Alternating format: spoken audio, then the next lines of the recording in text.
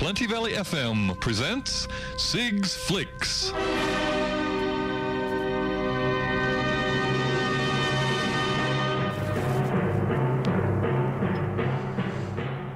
Yes, it's 8:45 on a Sunday morning. It's time to catch up with Sig. Good morning, Sig. Yes, good morning, Thurston. It's a lovely morning indeed. But there's a lot happening out there in the film world, and now here on Sig Flicks, so I'm going to be going over. Last week we did some of the Oscar nominations, some of the best films. But this week I'm going to be covering the opposite of that, the Razzie nominations, the official Golden Raspberry nominations of the worst films of the year and the worst categories, and some of them are a lot of fun because there have been some stinkers along with the best. Yeah. First off, you're asking about the Bob Marley film, One Love, Yeah. come out, and I did catch it. I can speak of that briefly if you'd like. Yeah, that'd be. I think that'd be good because I think as it's a music show and people love music on this station, so yeah. They do indeed. Yeah. This is quite a good film as far as the music goes. There's some really good renditions and some good concert scenes with Bob Marley.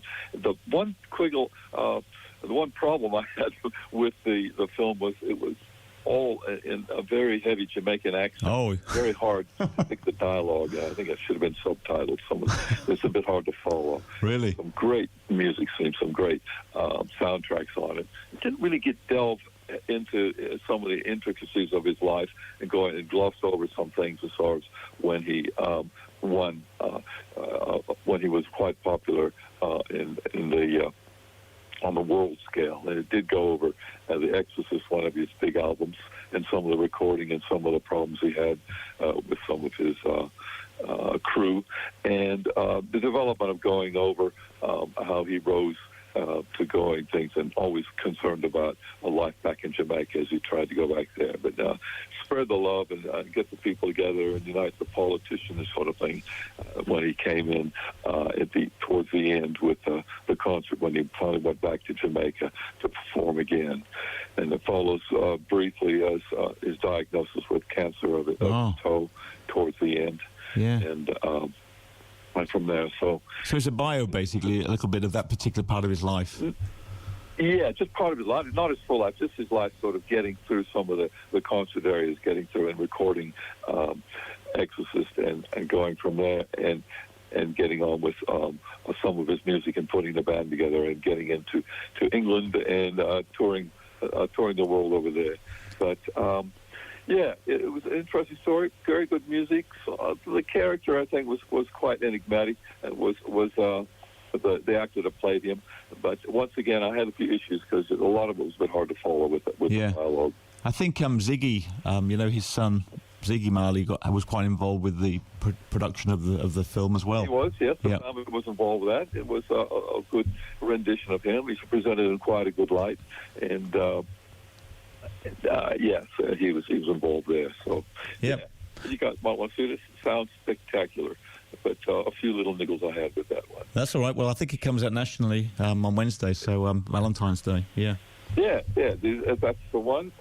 So you want to check that one out? I sure do. But, yeah, so getting on with the Razzies, the Golden Razzie Awards, and these I think you'll find are pretty interesting. They always come out one day before the Oscars, and so we'll be seeing them on 9 March, just before we see the actual Oscar winners the next day.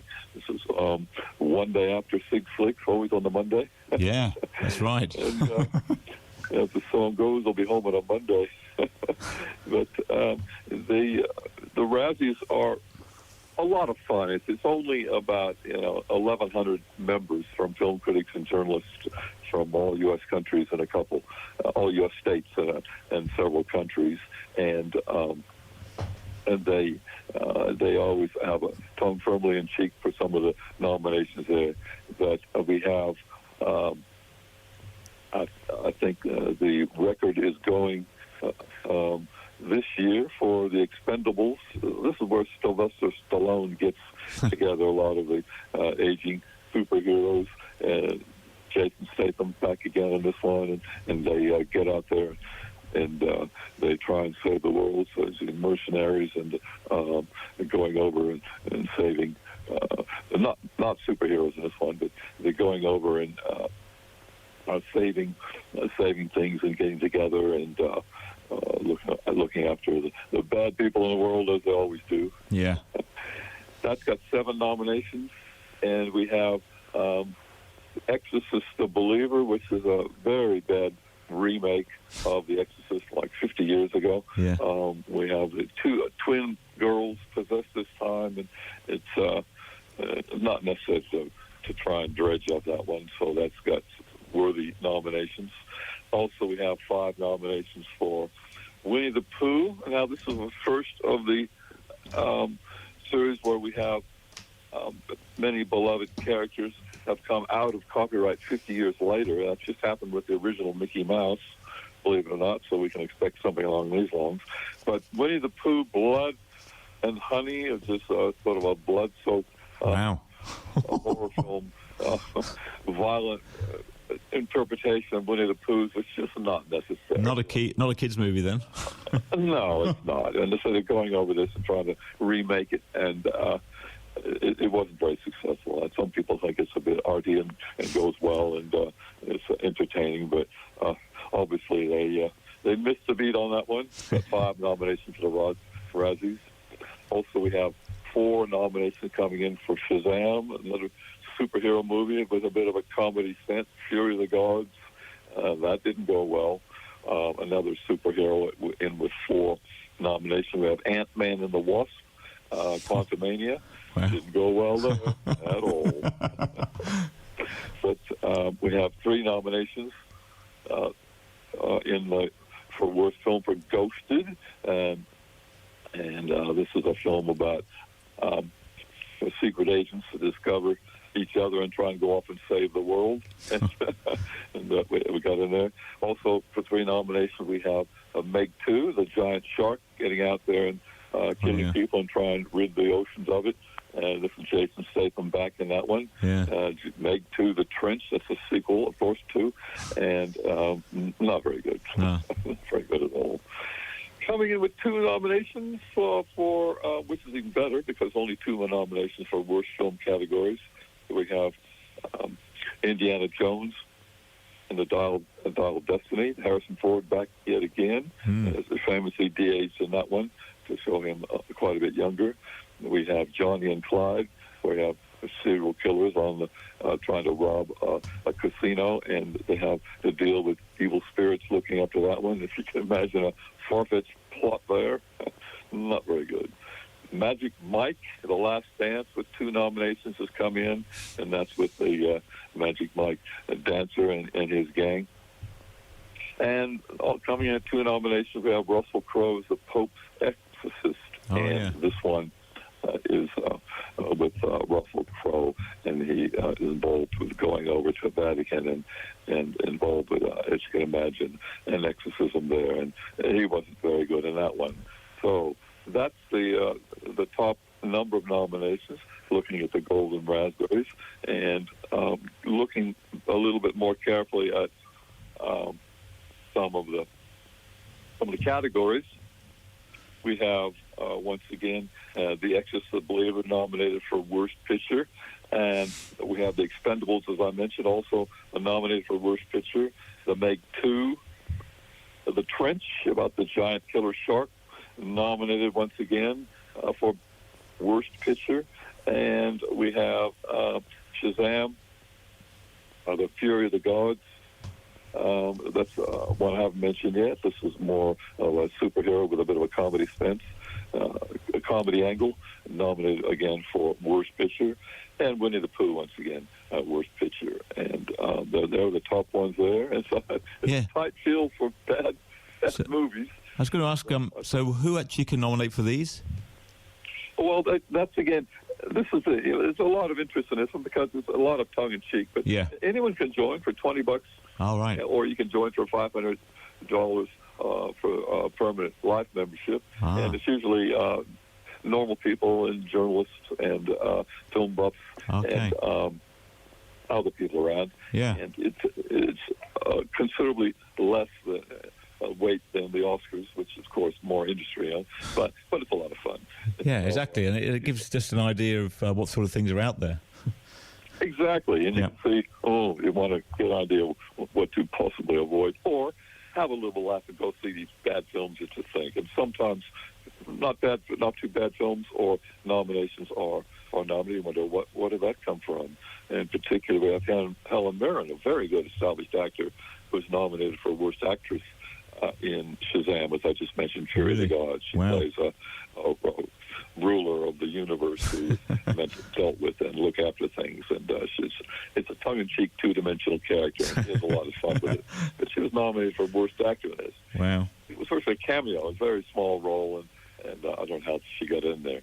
While I'm on it, who else has she been nominated against in Worst Actress for the whole year? We got Ana de Armas in Ghosted, as I mentioned before. And this one, the Secret Agents. And Megan Fox, Johnny and Clyde. She's, this time we have the serial killers on the loose trying to rob a casino. And Salma Hayek, she's in Magic Mike's Millions. Magic Mike's Last Dance, and she's been nominated for that one, involved there. And Jennifer Lopez back with The Mother, and this has it. People are out camping in the wild, and people come to visit it looking for accommodation, and there are strange people, and weird things happen, and the people are looking for sanctuary. And Mother, Jennifer Lopez, is a little bit suspicious. So with these raspberries, do they have to be just at the cinema or just released? It doesn't have to be necessarily to go straight to Netflix or other channels. It's a combination. Mostly released films in the theaters, but some of them also are streamed. But these are for films from the whole year, once again, similar to the Oscars. So mostly released films in theaters.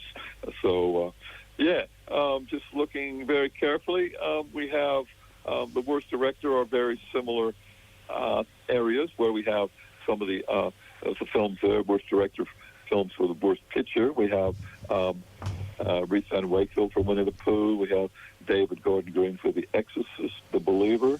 That's the twins this time, as I mentioned. Peyton Reed for Ant-Man and the Rest. But this one is another superhero film, which is not very good. The Expendables, as I mentioned, the top winner, also nominated for Best Director. And The Enormous Shark, Ben Wheatley. Yeah. Now, just in the last couple of minutes. Oh, I've only got about a minute or so. Yeah. Yeah. 1 minute. Sounds good. Okay, we're going to look at the Worst Actor nominees, and this is the last one. Russell Crowe, not doing very good at all for the Pope's exorcist, going to the Vatican to look after Pope's problem there. Vin Diesel in Fast X, and he's a pretty deadpan actor anyway, so he's been nominated again. Chris Evans playing in Ghosted, and this is the one I mentioned before. It's Ghosted, the Secret Agents. Jason Statham once again in the Meg 2, The Killer Shark, and John Voight in Mercy is the last one. Great. So there's several nominees there. Let's see who does well or does well for worst film, which is the opposite. Thanks, Sig. That's great. We'll catch up with you next time. Cheers. Okay. Bye for now.